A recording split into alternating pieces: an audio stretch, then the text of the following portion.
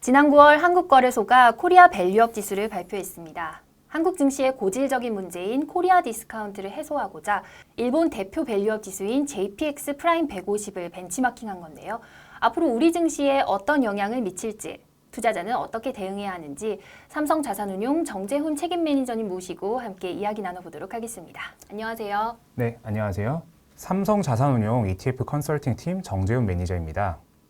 네, 매니저님, 코리아 밸류업 지수에 포함된 100가지 종목이 정말 많은 주목을 받고 네, 있는데 좀 맞습니다. 간단히 소개 부탁드릴게요. 네, 코스피 200과 차별화를 두며 코리아 디스카운트 해소, 즉 한국 증시의 밸류업을 위해 주주 환원, 자본 효율성 등의 지표와 함께 시장 대표성까지도 고려해서 2024년 9월 한국거래소가 발표한 지수인데요.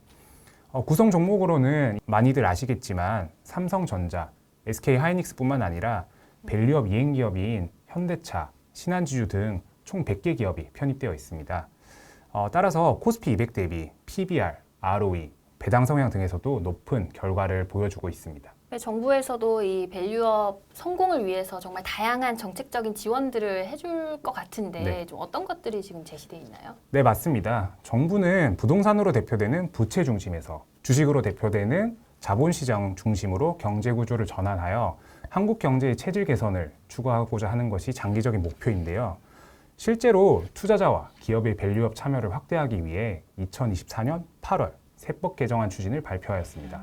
구체적인 사례를 말씀드리면 금투세로 많이 알려져 있는 금융투자소득세를 폐지하는 법안을 추진 중이고요. 또한 법인세, 배당소득세, 상속세 등에서도 개정을 추진하고 있습니다. 물론 이게 국회의 문턱은 넘어야겠지만 맞습니다. 그래도 이 밸류업을 하겠다는 정부의 의지는 정말 확고한 것 같네요. 네, 그렇게 평가할 수 있을 것 같습니다. 그래서 이 코리아 밸류업 지수를 활용한 그런 ETF 상품들도 이제 곧 출시가 될 거라고 하는데 네. 삼성자산운용은 어떤 상품을 출시하시나요? 이번에 출시하는 ETF명은 코덱스 코리아 밸류업 ETF인데요. 누구나 들으셔도 밸류업에 투자하신다라고 인지하실 수 있을 것 같습니다. 저희 ETF 상장일은 2024년 11월 4일인데요. 한국의 밸류업 기업 100개 집중 투자하면서 월배당까지도 기대할 수 있는 특징을 가진 상품이라고 말씀드리고 싶습니다. 수익성과 자본 효율성이 높고 주주 환원에 적극적인 기업이 장기적으로 한국 증시의 밸류업을 이끌어낼 가능성이 높다고 생각을 하는데요. 따라서 운용 규모가 1등인 운용사가 만든 코덱스 코리아 밸류업 ETF를 통해 밸류업이 준비된 100개 기업을 선별하여 투자하자는 것이 핵심 투자 포인트입니다. 동시에 연간 총보수가 0.0099%로 월배당을 함께 받으면서 밸류업에 투자하실 수 있도록 상품을 구성하였습니다. 그 매니저님 아까 코덱스 코리아 밸류업 ETF에 이제 밸류업이 준비된 100개 종목을 편입하고 있다고 말씀해 주셨는데 이 100개 종목 이외에도 향후 다른 기업이 들어올 그런 여지도 있나요? 네네, 맞습니다. 향후에는 주주 환원이 우수하고 밸류업 공시를 이행한 종목을 중심으로 편입할 예정이기 때문에 밸류업에 진심인 기업들이 편입될 것으로 예상하고 있습니다. 2024년 9월 한국거래소에서 발표한 핵심 정량 지표는 총 6가지인데요. 시장 대표성, 유동성, 수익성, 주주 환원, 시장 평가, 자본 효율성입니다. 동시에 밸류업 조기 공시기업 특례 편입이라는 정성 평가도 함께 실시하였는데요. 향후에는 밸류업 공시기업 편입을 우대하고 미공시 기업을 편출하는 방식을 통해 최종적으로 2026년 6월에는 보다 높은 정량평가 결과와 더불어 밸류업 공시 이행기업 중심으로의 ETF와 지수가 구성될 것으로 예상되고 있습니다. 그래서 아마 많은 운용사에서 이 코리아 밸류업 지수라는 동일한 기초 지수를 바탕으로 이제 여러 가지 ETF를 출시할 예정인 것 같은데 삼성자산운용의 이 코덱스 코리아 밸류업 ETF의 강점은 뭔가요? 네. 크게 3가지 포인트를 한번 꼽아봤습니다. 첫 번째는 운용 규모가 국내 1위 ETF 운용사라는 것이고요. 2002년 10월부터 코덱스 200을 출시한 이후 그렇죠. 저희는 20년이 넘는 기간 동안 국내 투자자분들과 함께했습니다. 작년 말 기준 전체 ETF 운용 규모는 48조 7천억으로 국내 1위이며 국내 주식형 ETF 운용 규모도 20조 5천억으로 국내 1위입니다. 두 번째로 ETF 거래량인데요. ETF는 풍부한 거래량이 있어야 적정 가격에 매매할 수 있는 가능성이 높습니다.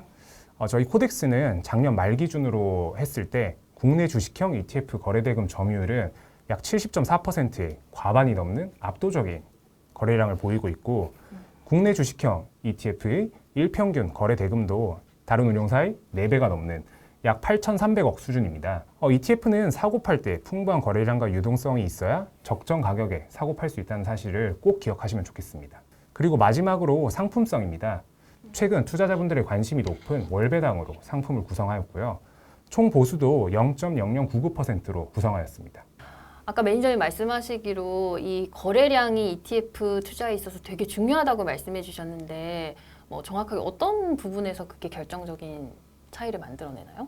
네. 사실 ETF를 매매하실 때 이제 거래량 지표를 잘 보셔야 되는데요. 사고 팔 때 적정 가격에 매매를 할 수 있는 가능성이 높다.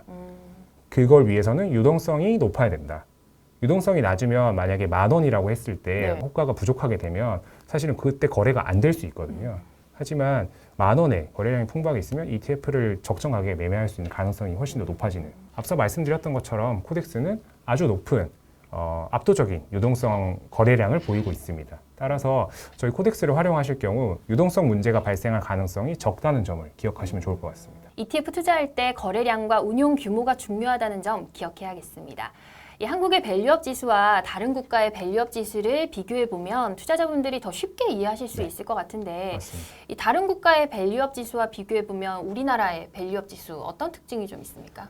네. 일단 대표적으로 일본의 밸류업 지수인 JPX 프라임 150 지수와 비교할 수 있을 것 같은데요. 아무래도 공통점은 지수 도입의 목적이라고 할 수 있겠습니다. 두 국가 모두 현재 밸류업이 우수한 기업을 통해 증시의 낮은 가치 평가를 올려보겠다라고 하는 목적이 동일하다고 할 수 있는데요.